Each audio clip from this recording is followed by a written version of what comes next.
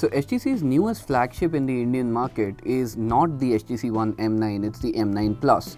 The simple reason for this is because the company has already taken a lot of flack because of the lack of innovation, lack of anything new in the M9, because of which HTC of course is playing catch up with the rest of the market with the M9 Plus, which has a 5.2-inch QHD display, so that brings it at par with your Samsung Galaxy S6, S6 Edge and things like that. And of course it runs on the MediaTek X10 Helio processor. So the Helio X10 is actually what we were quite interested in this device, because a processor has been breaking benchmarks till now. So we'll start this review with the performance of this device.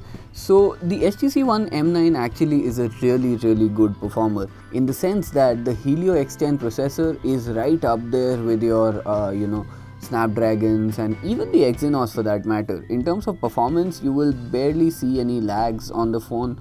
It's actually top-notch performance, there's nothing to take away there. Yes, the single core performance of the device is slightly low as compared to the Galaxy S6, but this is not something you will find in real world usage. You won't see any difference for that matter. What you will see a difference in though is the battery, and that is one of the biggest weaknesses of this smartphone. The HTC One M9 Plus can barely last you for 12 hours, which is not good for any phone, let alone a flagship smartphone.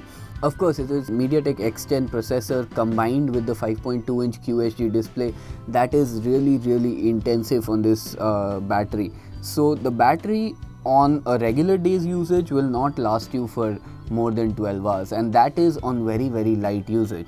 On heavy usage, if you're gaming on this phone a lot, then this phone is not going to give you much battery life at all. Another weakness here is in the display department. Although it is a QHD display, HTC's Super LCD 3 displays have till now been known as one of the most balanced in terms of colors and viewing angles and things like that. But in this one, even though it's not like the display is not sharp and the colors right up front are quite good, the simple thing we saw here was something you will see on a white screen very easily. This, from a certain angles, this display has a pinkish tint on it. So that is not something you expect from HTC, especially not on their flagship device. So in trying to catch up with the market, HTC has slipped up in something it is known to be good at.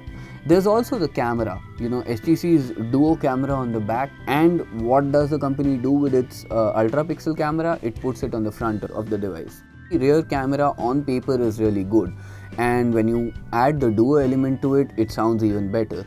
But if you've seen the Honor 6 Plus, that is actually a good use of a dual camera setup. On the HTC One M9 Plus, you basically can simply refocus images, and that gets old really fast. You wouldn't want something like this in a flagship. It's not really something that should sell a phone. On top of all of that, the camera itself is pretty average compared to say a Galaxy S6. It's actually closer to a Moto Turbo level, maybe a little better under regular good optimal light conditions, but on everything else the camera is really average. It tends to get a lot of noise into pictures, and under fluorescent light images sometimes come out washed out. So that's not something you would want from your phone. On the front camera, the 4MP UltraPixel camera is actually better than many other selfie cameras, but here also the thing is, you have to decide whether you like really soft images. And last but not the least, this is actually the biggest thing about this phone. Of course, it's build and design, which is something HTC has excelled on and is still excelling even with the M9 Plus. When you see it in images, you won't see much difference from the M8. But when you take it in your hand, you do realize that this phone has some difference and does look different. That said, it still doesn't explain what HTC was doing for the last 1 year.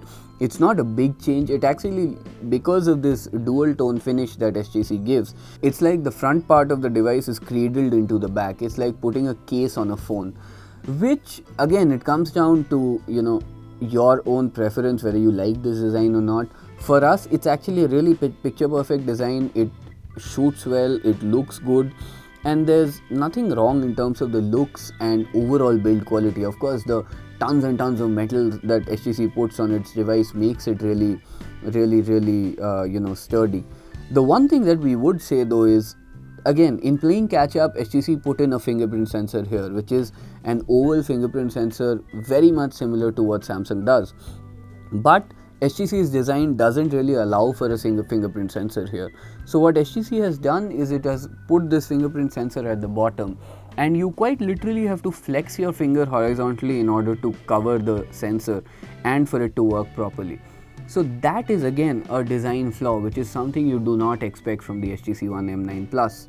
So overall, looking at the phone, this is a good performer. It's not a bad performer, but in the flagship market, the HTC One M9 Plus is simply a veteran trying to catch up to the rest of the market. It's not worth your money. If you're going to spend this kind of money, you would do much better buying a Galaxy S6 or even an iPhone 6 for that matter.